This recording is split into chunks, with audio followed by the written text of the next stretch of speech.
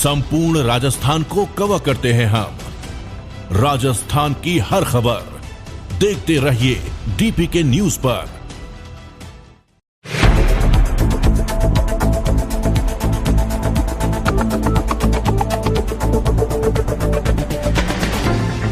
नमस्कार, DPK news में आप सभी का स्वागत है। मैं हूं आपके साथ नारवी और आप देख रहे हैं स्टेट न्यूज बुलेटिन की शुरुआत करने से पहले एक नजर हेडलाइंस की ओर।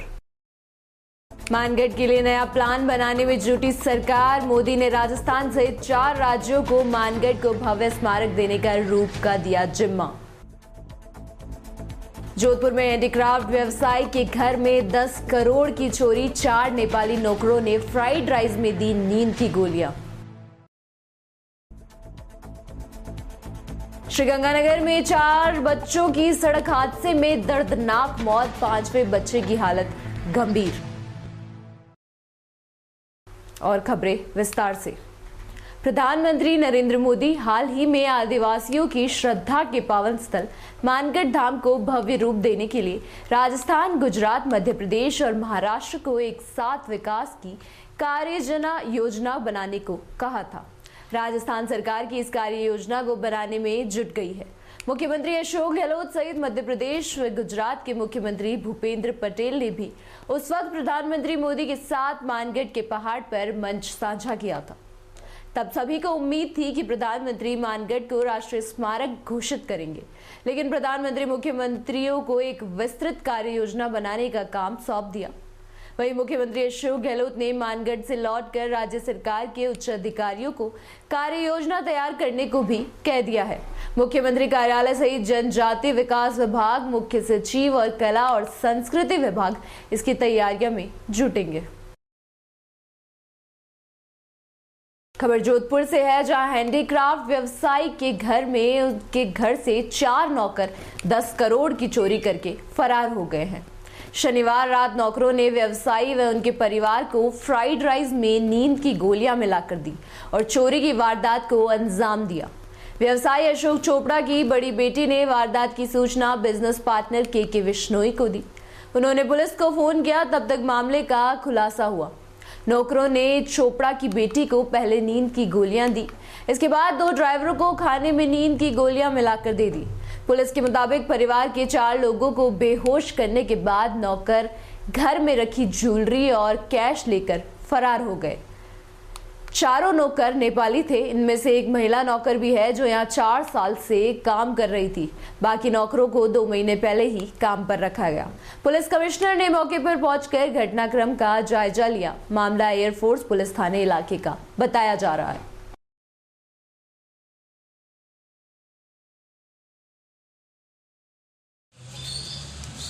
अशोक चोपड़ा जी मेरे पार्टनर हैं और सवेरे करीब 7:30 पौने 8 बजे मेरे को पता चला कि उनके घर पे काम करने वाले नेपाली दंपति, 2 पुरुष और 2 महिलाएं, उन लोगों ने उनको रात को कुछ नशीला पदार्थ खिलाया और अब क्या पदार्थ था वो अभी तक हॉस्पिटल से पता चलेगा, क्योंकि अभी तक भी वो होश में नहीं आए हैं।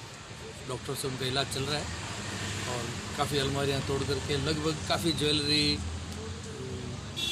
विदेशी घड़ियां वगैरह बहुत कुछ, मतलब कुछ करोड़ों की लूट का अंदेशा लग रहा है हमको। अभी तक पूरा उसका आइडिया नहीं लगा कि कितना क्या है।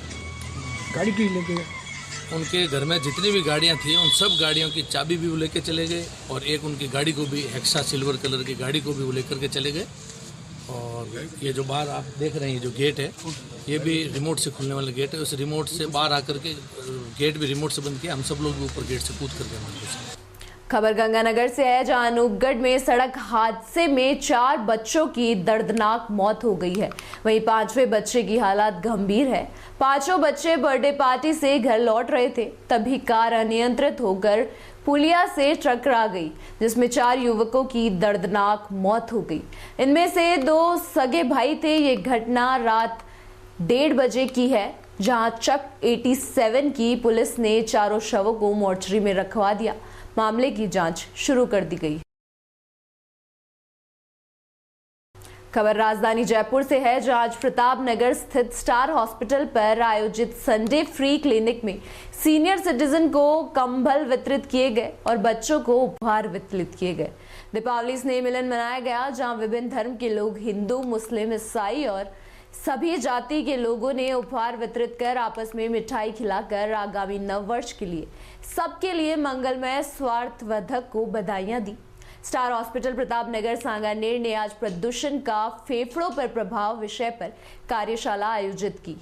छतों पर रूफटॉप गार्डन डेवलप करने के लिए निःशुल्क और औषधिक युक्त पौधे और सब्जी के पौधे वितरित किए गए। इस अवसर पर गुरमाला जैन, छोटूलाल शर्मा, हनुमान मीणा व अन्य स्टार हॉस्पिटल के निदेशक डॉक्टर राकेश केदावत ने शॉल ओढ़ाकर सम्मान किया।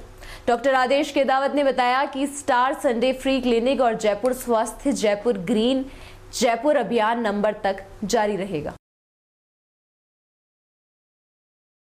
सर, आज के कार्यक्रम के बारे में बताइए। आज स्टार हॉस्पिटल पे दीपावली स्नेह मिलन कार्यक्रम सभी धर्मों के लोगों के साथ आयोजित किया गया है, जिसमें सुबह से ही सीनियर सिटीजन जितने आए, समाज सेवी श्री छोटूलाल जी शर्मा, समाज सेवी श्री गुरमाला जी जैन, समाज सेवी पोद्दार पिगमेंट के जनरल मैनेजर श्री गौड साहब, अन्य लोगों ने आए हुए लोगों को, सीनियर सिटीजन्स को कंबल उड़ाकर सम्मान किया। आज जयपुर में जो प्रदूषण का स्तर बढ़ता जा रहा है और दिल्ली में इमरजेंसी लग गई है, उसके उद्देश्य से स्टार हॉस्पिटल ने रूफटॉप गार्डन डेवलप करने के लिए लोगों को निःशुल्क पौधों का वितरण भी प्रारंभ कर दिया है। प्रत्येक रविवार 500 पेड़ के पौधे पब्लिक को निःशुल्क वितरित किए जाएंगे जयपुर में। स्टार हॉस्पिटल डेंगू की गंभीर बीमारी को देखते हुए जो शिविर दिवाली तक था, उसको 15 नवंबर तक बढ़ा दिया गया है। आपकी नज़र में कोई डेंगू का मरीज हो जिसकी प्लेटलेट 50,000 से कम हो, लीवर में पानी भर गया हो, पेट में पानी भर गया हो, आप उसको स्टार हॉस्पिटल भेजें।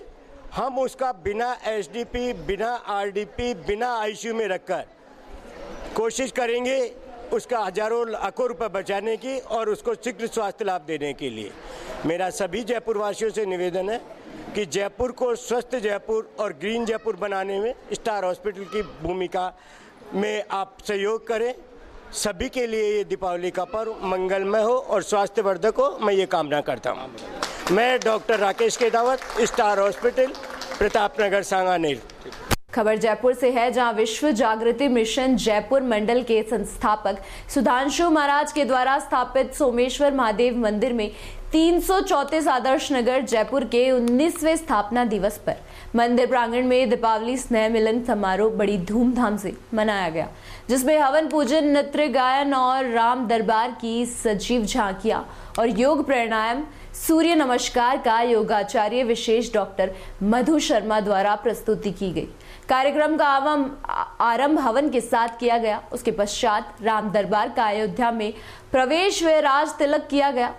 भगवान राम का स्वागत माला पहनाकर मिशन के प्रधान मदन लाल अग्रवाल ने और माता सीता का स्वागत मिशन की माता सीता का स्वागत मिशन की प्रधान कांता भल के द्वारा किया गया।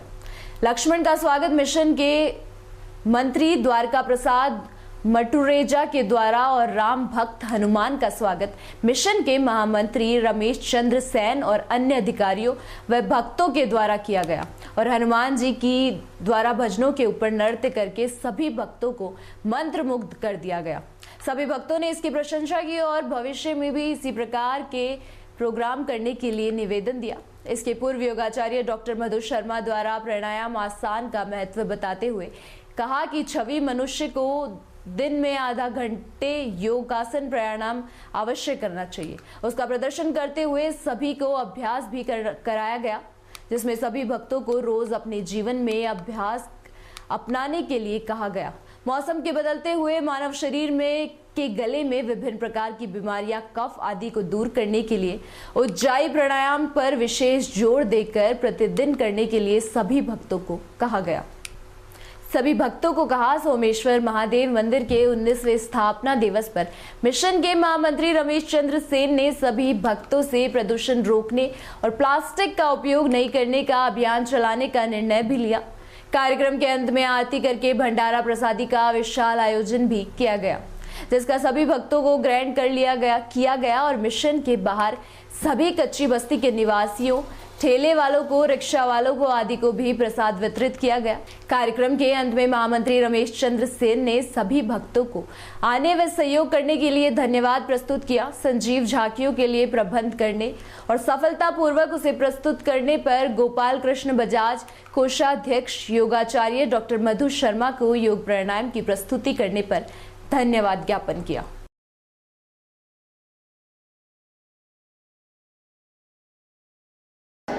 आज के कार्यक्रम के बारे में बताइए सर। हाँ बताइए। हरिओम जी। आज का प्रोग्राम था दिवाली के उपलक्ष्य में मिलन समारोह, और उसमें हमारे गोपाल जी बजाज साहब ने बहुत बढ़िया झांकी, भगवान जी की झांकी करवाई, और सारे कलाकार बहुत बढ़िया थे और बहुत बढ़िया तरीके से सारा काम किया। और मैं मदन लाल अग्रवाल, विश्व जागृति मिशन प्रधान मदन लाल अग्रवाल। बोले श्री सद्गुरु महाराज की जय।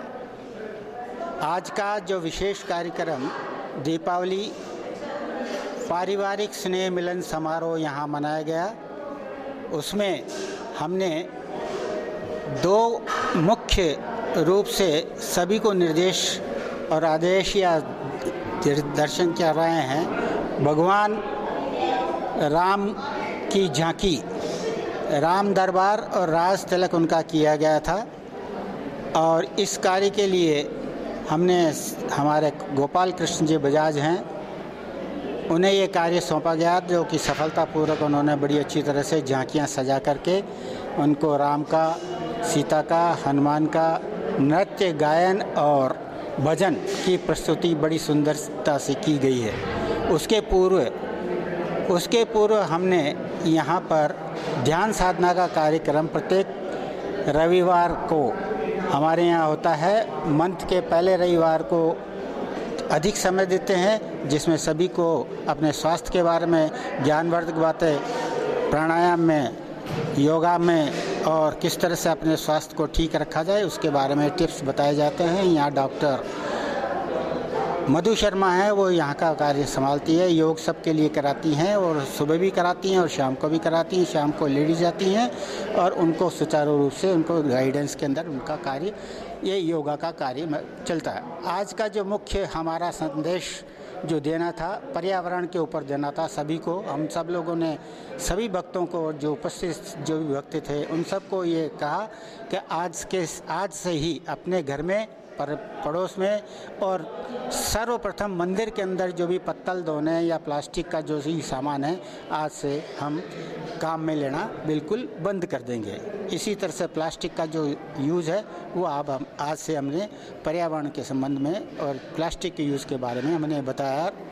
अगले जो भी कार्यक्रमों के बारे में जो हमने बताया कि भाई इसी प्रकार के कार्यक्रम जन्माष्टमी में भी किए जाते हैं और अन्य महोत्सवों, पर्वों के ऊपर भी किए जाते हैं। नए साल के ऊपर विशेष कार्यक्रम ये रखा जाएगा। सांस्कृतिक संध्या का भी है उसके कार्यक्रम। और मैं अब हमारे कोषाध्यक्ष श्री गोपाल कृष्ण जी बजाज, जिनकी देखरेख में, सुपरविजन में राम का अयोध्या आगमन और उनका राम दरबार और राज तिलक करवाने का श्रेय का जो भी कार्य किया है वो हमारे कोषाध्यक्ष जी हैं, गोपाल कृष्ण बजाज। मैं यहाँ पर सेवादार हूँ। मेरा नाम है रमेश चंद्र सेन और मैं महामंत्री के पद पर यहाँ सेवा करता आया हूँ। सर बताइए आज का कार्यक्रम। जय श्री राम। आज यहाँ विश्व जागृति मिशन में भगवान श्री राम का राज्याभिषेक किया गया। यहाँ ये दिखाया गया कि भगवान राम जी वनों से आए हैं, उसके बाद उनका राज्याभिषेक हमारे यहाँ के प्रधान श्री मदन लाल जी अग्रवाल जी द्वारा तिलक लगाकर उनका राज्याभिषेक किया गया। राज्याभिषेक की झांकी दिखाई गई और सभी जो भी भक्तियाँ आए थे उनको हमने यही कहा कि आप सभी माने कि अयोध्या में बैठे हैं, अयोध्यापुरी में, और भगवान श्री राम के आगमन पर दिए जलाए गए हैं और उनके राज्याभिषेक की खुशी में सभी शामिल हों। और सभी भक्तों ने बड़े हर्षोल्लास से यहाँ उपस्थित हुए और भजन गाए और भगवान श्री राम जी के दरबार में बहुत ही सुंदर हनुमान जी द्वारा नृत्य गान प्रस्तुत किया गया। बहुत सुंदर झांकी दिखाई गई और यही हमारी इच्छा है कि सभी भगवान श्री राम जी के आदर्शों पर चले, उनके जैसे आज्ञाकारी बने, लक्ष्मण जी जैसा आज्ञाकारी बने, भरत जैसे भाई और सीता जी माता जी द्वारा पतिव्रता बने। यही हम लेके चले हैं। रामायण से हमें यही शिक्षा मिलती है। भगवान श्री राम के आदर्शों के स्मरण करने के लिए हम यहाँ आज हमने ये दीपावली स्नेह मिलन समारोह किया गया। बोलिए सियावर रामचंद्र भगवान की जय। गोपाल बजाज, मैं अपेक्स बैंक से रिटायर हुआ हूँ। अब खबर राजधानी जयपुर से है। हमारे देश में बहुत सी कुप्रथाएं हैं जिसको धीरे धीरे लोग जागरूकता के साथ खत्म करते जा रहे हैं। ऐसी ही मिसाल देखने को मिली राजधानी जयपुर में, जहां एक परिवार ने दहेज के खिलाफ जाकर 1 रुपए में शादी की।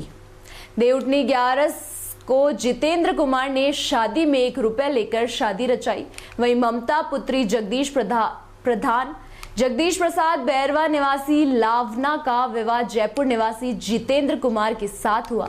उन्होंने फिजूल खर्ची को रोकने और दहेज जैसी कुप्रथा को समाप्त करने का संदेश दिया। वहीं जितेंद्र ने बीटेक कर रखी है और ममता ने बीकॉम। दोनों के पिता मजदूरी का कार्य करते हैं।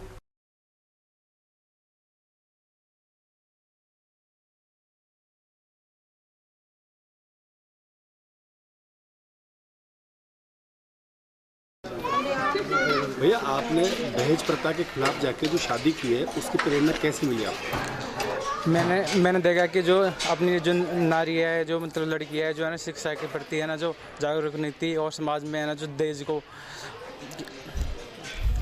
मतलब इसमें आकृति के तौर पर देखते हुए है ना जो, और मैं ये सोचता हूँ कि है ना जो मतलब लड़कियों को सिर्फ पढ़ाया जाए ज़्यादा से ज़्यादा, न कि उसमें ना ऐसे ना देखा जाए कि उनको पढ़ाई को रोक कर और देश के प्रति पैसा इकट्ठा किया जाए और उनको दिया जाए। नहीं, बाकी और जो जनरेशन है, नए ये जो नौजवान हैं, उनको क्या संदेश देना चाहेंगे? आपने 1 रुपये में शादी की है तो उनको क्या कहना चाहेंगे? जो गरीब माँ बाप हैं, जो अपने बच्चों की शादी नहीं कर पाते, उनको क्या संदेश देना चाहेंगे? मैं सभी को संदेश देना चाहता हूँ कि सिर्फ अपनी बेटियों को उच्च शिक्षा दे, न कि ये सोचे कि अपन उनको दहेज ज़्यादा से ज़्यादा दे। ठीक है, आपका मेरा नाम जितेंद्र कुमार बैरवा। ठीक है, अब फिर सर, आज समाज के अंदर दहेज को लेके लोग अपनी जब बेटी को देते हैं ससुराल वाले दहेज को लेकर उस पर अत्याचार करना, उनको जला देना, लेकिन आपने एक नई परंपरा की 1 रुपये के अंदर शादी, तो इसके लिए समाज को आप क्या संदेश देना चाहेंगे? सर, मैं समाज को यह संदेश देना चाहता हूँ कि बेटियाँ बड़ी मुश्किल पाली जाती है, उसको उसकी शिक्षा पे ध्यान दो, है ना। उसके लड़के वाले ने पढ़ा लिखा के उनके खुद बच्चे को कामयाब करो ना, बच्चों को कामयाब उनको शिक्षित करो, पढ़ाओ लिखाओ, उनको जॉब कराओ, कुछ भी कराओ। लेकिन लड़की को तो ऐसी लाओ ना जो अपने घर उसके लड़के बड़ी मुश्किल पालते पनासते हैं उसको, तो लड़की की जरूरत है ना अपने दहेज, तो बच्चों को कमाने के लिए। क्यों ऐसी कुरीतियाँ ऐसी है? कई बेचारे गरीब लोग होते हैं, मजदूर आदमी होते हैं, अपने बच्चों की शादी करने में सक्षम नहीं होते, उनको रोटी बेटी देने में सक्षम नहीं है, तो वो कहाँ से लाएंगे? तो ये समाज के लिए बहुत अच्छा संदेश है। बेटी बचाओ बेटी पढ़ाओ, दहेज प्रथा को खत्म करो। आपका नाम बता दो। जगदीश है मेरा नाम। मजदूरी करता हूँ, लेकिन मैंने ये सोचा मैं भी मजदूर हूँ, मेरा लड़का भी मजदूर का लड़का है, तो ये शिक्षा आगे, क्योंकि हमारे समाज में ज़्यादातर मजदूर तबके के लोग हैं, इसलिए उनको ये चाहते हैं कि सबकी बेटियां अच्छी तरह पढ़ाएं। मैं कहता हूं कि बच्चियों को पढ़ाने पैसे खर्च करो, लड़के वाला कहता है पढ़ी लिखी अच्छी लड़की लाओ, उसकी दहेज की प्रथा की प्रति ध्यान मत दो। राजन जी, आजकल दहेज को लेकर बेटियों में बहुत अत्याचार हो रहे हैं समाज में, बेटियों को मारा जा रहा, जलाया जा रहा है, लेकिन आज आपने 1 रुपये के अंदर शादी की है, तो उसके लिए आप समाज को क्या संदेश देना चाहेंगे? समाज के लिए एक यही संदेश है कि पैसे वाले तो खूब हैं, लेकिन एक मजदूर आदमी अपने बच्चे की शादी करके दहेज के लिए बिल्कुल मना कर रहे हैं, और 1 रुपया लेकर के कन्या कलश लेकर के इन्होंने अपना विवाह संपन्न करवाया बच्चे का। ये समाज के लिए, सभी के लिए, ये हम हाथ जोड़ के विनती करते हैं कि सब लोग इसी प्रकार से अगर करें तो बच्चों के बढ़ावे में बहुत वो होगा, पढ़ाई वढ़ाई के लिए शिक्षित होंगी, और आगे जा कर के मैं कह रहा हूँ कि दहेज प्रथा एकदम 0 हो जानी चाहिए। ठीक। आपका नाम? मेरा नाम राजन टाटावत, निवाई विधानसभा, आने वाली विधायक। खबर राजधानी जयपुर से है। कोर्ट के मामला चल रहा हो तो किसी भी तरह विभागीय कार्रवाई नहीं की जाती, लेकिन जेडीए सुप्रीम कोर्ट के मामले होने के बावजूद जमीन को खाली करने के नोटिस जारी कर दिए गए हैं। नोटिस के बाद आज स्थानीय लोग जमा हुए और जेडीए कारवा पर नाराजगी जाहिर करते हुए विरोध जाहिर किया। मामला जयपुर शहर के विद्याधर नगर VKI का है, जहां पर लगभग 11 बीघा जमीन को लेकर विवाद पिछले कई वर्षों से चल रहा है। मामला निचली अदालत के बाद सुप्रीम कोर्ट तक पहुंचा। सुप्रीम कोर्ट में हाल ही में बहस हुई, लेकिन किसी तरह का कोई निर्णय अभी तक नहीं लिया गया। लेकिन जेडीए ने पहले 20 अक्टूबर और उसके बाद 3 दिन पहले फिर से नोटिस थमा दिया, जिसमें 11 बीघा जमीन पर बने सभी संस्थानों को खाली करने का नोटिस दिया गया। साथ ही ऐसा नहीं करने पर कार्रवाई की बात भी कही गई। जमीन के मालिक छोटूराम मीणा और छोटूराम मीणा की पत्नी रजबाला मीणा ने जेडीए को नोटिस के विरोध जाहिर किया। इसी दौरान स्थानीय लोगों ने भी परिवार का साथ दिया। उधर राजबाला मीणा ने बताया कि जमीन उसकी पुश्तैनी है, उन्होंने किसी तरह का कब्जा नहीं किया है और न ही वो भूमाफिया है। उनका परिवार न्याय के लिए सुप्रीम कोर्ट की अदालत में लड़ाई लड़ रहा है। राजबाला मीणा ने आरोप लगाया कि उनकी जमीन बेशकीमती है, ऐसे में हड़पने की कोशिश हो रही है। VKI के जोन 2 में बीड़ पीपाड़ मल्होत्रा नगर में ये जमीन है। मालिकाना हक को लेकर जेडीए और कब्जेधारियों के बीच कोर्ट में मामला चल रहा है। जमीन पर मार्बल व्यापार, गोदाम, ऑफिस और स्कूल भी बना हुआ है। उधर स्कूल संचालक गिरधर माहेश्वरी नोटिस के बाद परेशान हैं, साथ ही विभागीय स्तर पर गुहार लगा रहे हैं। गिरधर माहेश्वरी का कहना है कि उनको जमीन खाली करने को नोटिस दिया गया, लेकिन उनके स्कूल में 200 बच्चे पढ़ते हैं जो कि परेशान हो सकते हैं। स्कूल का भवन बदलने के लिए उनको पहले विभागीय स्तर पर परमिशन लेनी होगी, उसके बाद वो जगह बदल सकते हैं। तब तक के लिए गिरधर माहेश्वरी ने जेडीए से राहत की मांग उठाई है।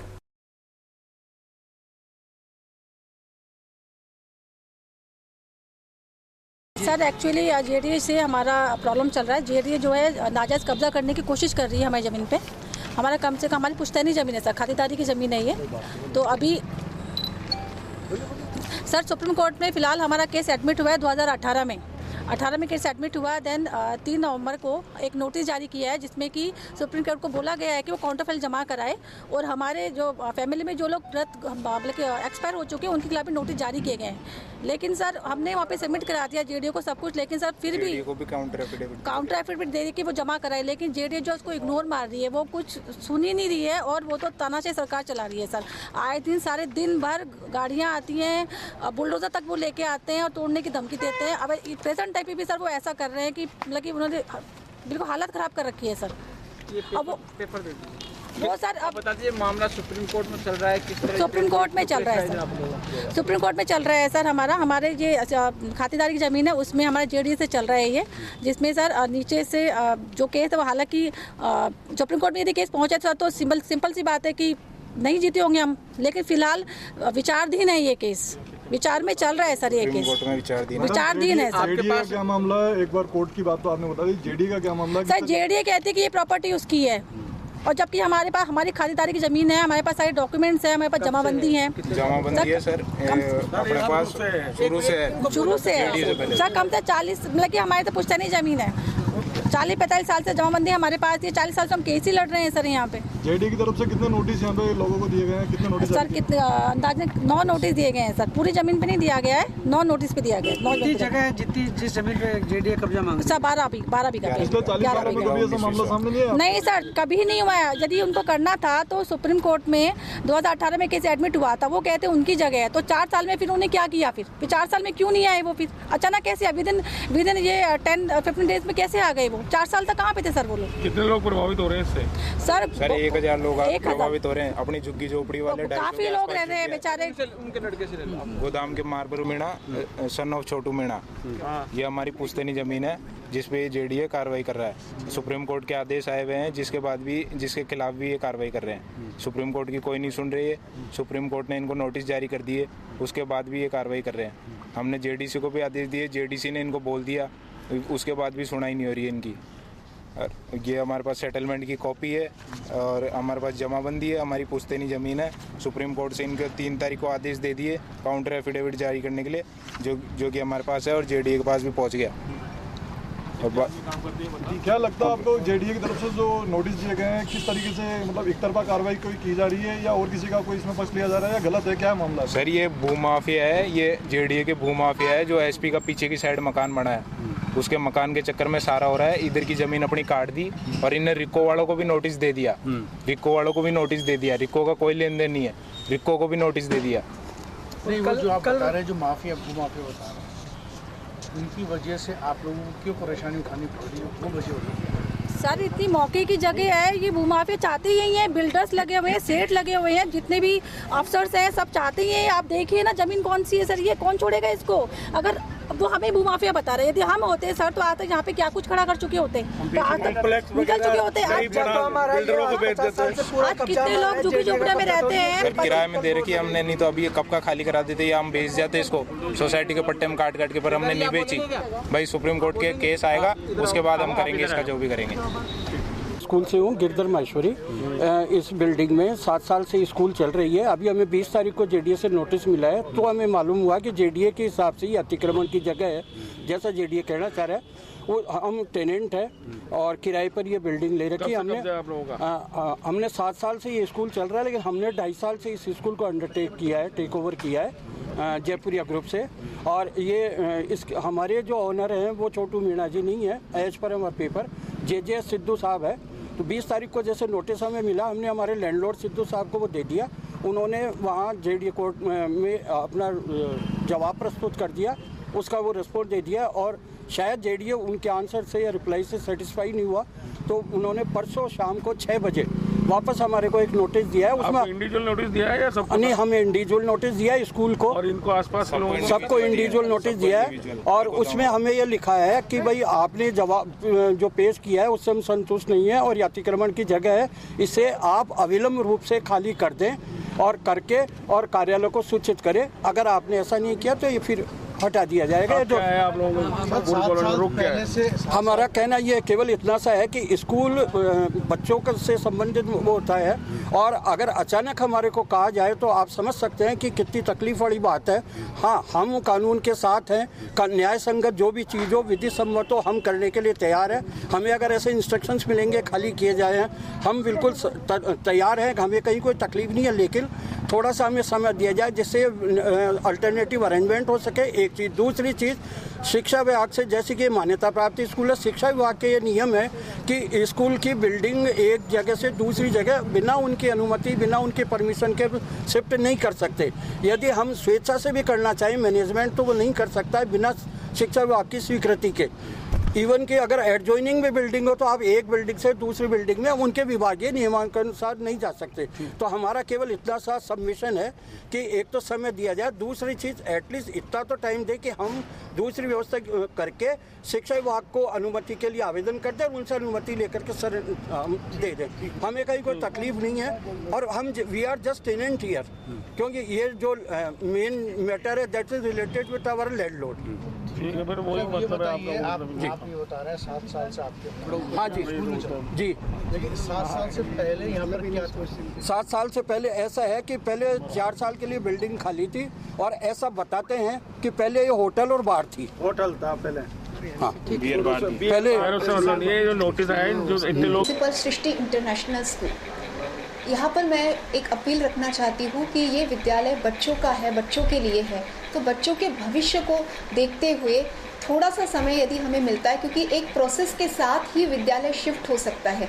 विद्यालय 2 या 3 दिन में नहीं शिफ्ट हो सकता है, उसके लिए हमें एक प्रॉपर फॉर्मेलिटीज़ शिक्षा विभाग में कंप्लीट करनी पड़ती है। तो उसके लिए जितना सा समय लगे वो समय हमें मिले, क्योंकि यहाँ पर बच्चे पढ़ रहे हैं, तो उन बच्चों के भविष्य को ध्यान में रखते हुए ये बहुत ज़रूरी है कि हमें एक पर्टिकुलर समय दिया जाए।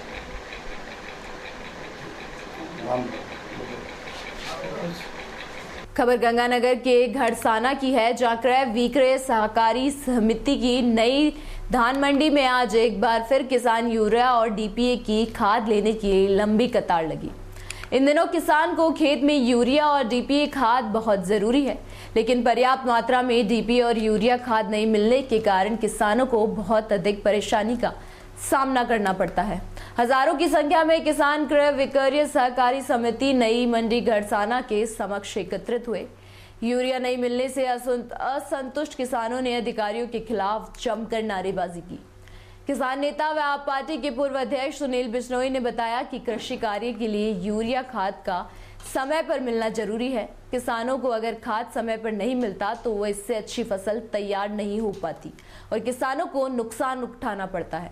वहीं उन्होंने कहा कि खुले बाजार में अधिक दाम पर यूरिया खाद की खुलेआम बिक्री हो रही है, परंतु विभागीय अधिकारी उनके खिलाफ कोई भी कार्रवाई नहीं कर रहे हैं और किसान दर दर की ठोकरें खा रहे हैं।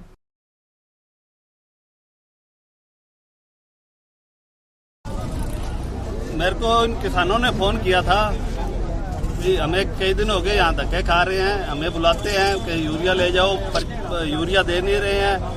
तो मैं आज यहाँ पे आया तो उनसे बात की तो सुबह 4 बजे से बुजुर्ग, औरतें और बच्चे और ये सभी 4 बजे से यहाँ पे खड़े हैं। तो यहाँ पर 10:30 बजे तक कोई अफसर नहीं आया। फिर एडी साहब को फोन किया भी आपके अफसरों को भेजो। उन्होंने वो 10:30 अफसर आए, इनके अंदर जाके बैठ गए। फिर इन्होंने टोकन बांटने स्टार्ट नहीं किए। फिर हमने अंदर जाके उनको बोला भी जनता परेशान है, टोकन बांटो। उन्होंने 15 मिनट टोकन बांटे और उसके बाद में हम चाय पीने चले गए, पीछे से वो भागे। और जनता अब बिना यूरिया और डीएपी के सुबह 4 बजे की आई हुई यहाँ तरस रही है। हम यही चाहते हैं कि यूरिया और डीएपी का पूरा स्टॉक उपलब्ध कराया जाए जनता को और इन अफसरों पर कार्रवाई की जाए जो जनता के दुख दर्द को समझ नहीं रही है। तो ये करेंगे तो ठीक है, नहीं जनता में बहुत आक्रोश है। अब हम एसडीएम दफ्तर जा रहे हैं, एडीएम साहब से मिलते हैं, उनको भी दरखास्त करते हैं कि आप किसानों की आवाज सुनो। 4 बजे के पहुंचे हैं सर जी। अब क्या हालात हैं? हालात तो बुरे हैं जी यार। 15 मिनट इन्होंने बांटे हैं टोकन, वो भी किसी को यूरिया के दे रही है और उसको डीएपी के दिए ही नहीं है। अब तो 15 मिनट के बाद बिल्कुल बंद कर दिया और सभी यहाँ खाली बांट रहे हैं। 500 रुपया दिहाड़ी का छोड़ के काश्तकार को साथ में लेके आए हैं। और देखो जो मेरे 5 काश्तकार हैं उनका 2500 रुपया तो सीधा दिहाड़ी का गया बेचारों का। बिल्कुल।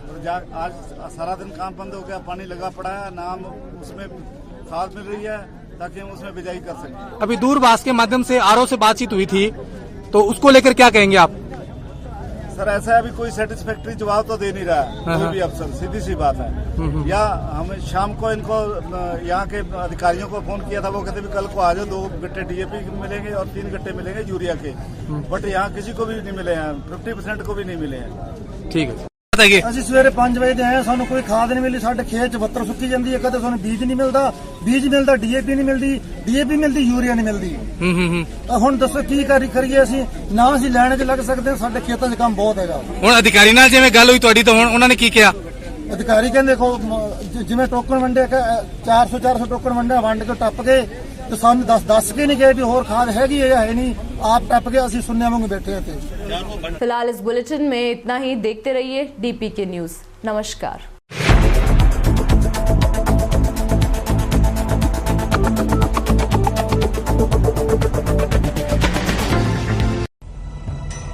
बिना रुके, बिना डरे, बिना किसी समझौते के जारी है हमारी सफलता की यात्रा। इस यात्रा में कई अवरोध और कई बाधाएं आईं,